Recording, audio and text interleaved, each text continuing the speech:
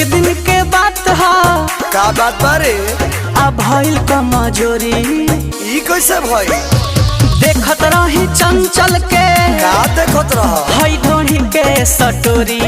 आई बा कोनो दे द उपाय नहीं हमके बुझाए। ई दवाई खाती कोई गो जिला गईनी। तोरा चक्कर में वीडियो कॉल पर हम हिला हिला के मिला गईनी। तोरा चक्कर में वीडियो कॉल